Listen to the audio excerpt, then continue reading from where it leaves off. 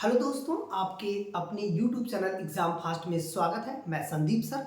आज आप लोगों को एक संवैधानिक विकास टॉपिक जो कैसे हमारे संविधान का विकास हुआ उसके बारे में काफी विस्तृत बताया जाएगा। चलिए हम लोग आते हैं यहाँ पर संवैधानिक विकास में। भारत का संवैधानिक विकास ईस्ट इंडिया कंपनी द्वारा जो है 1773 से 1853 द्वारा।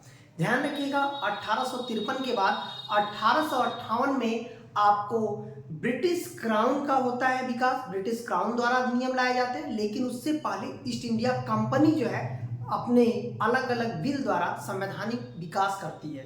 तो यहाँ पर हम लोग बात करते हैं रेगुलेटिंग एक्ट 1773। यहाँ पर पहली बार कंपनी ने बंगाल पर एक रेगुलेटिंग एक्ट लाती है, जिसके तहत गवर्नर जनरल के हाथों में शासन सत्ता सौंप दिया जाता है।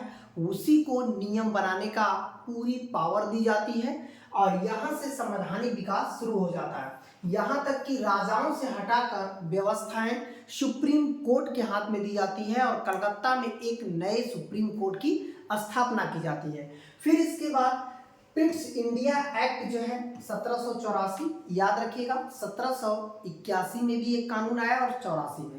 ये 1773 रेगुलेटिंग एक्ट के कुछ मुद्दों को बदलाव करने के लिए या उसे संशोधन करने के लिए इस तरह का कानून 1784 में लाया गया था, जिसमें रीति रिवाज पर सरकार कोई प्रतिबंध नहीं लगाएगी, उनमें कोई बदलाव नहीं होगा।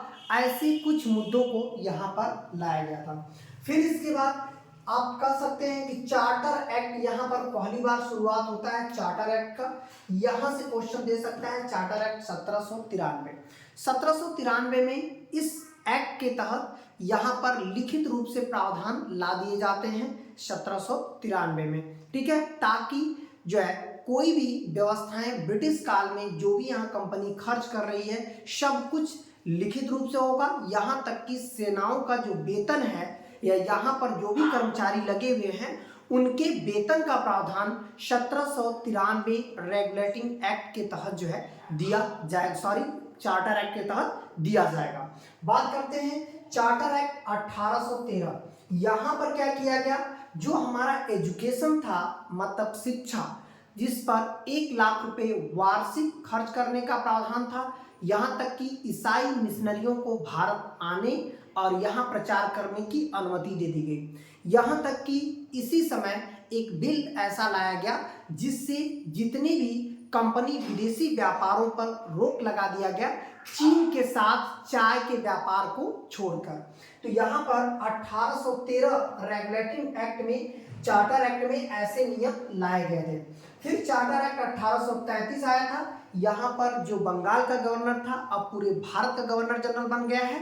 उसके बाद बात करते हैं यहाँ पर जो है चाय के साथ चीन के व्यापार को भी खत्म कर दिया गया और भारत का गवर्नर जनरल विलियम बेंटिंग को बनाया गया। फिर चार्टर जो है एक्ट बनाते हैं 1853। इस एक्ट ने क्या किया कि प्रतियोगी परीक्षाओं के आधार पर सभी जितने भी हमारे कानून, मतलब हमारे कानून में या हमारी व्यवस्था में जो कर्मचारी हैं उनको प्रतियोगी परीक्षाएं यहीं से प्रारंभ कर दी गई।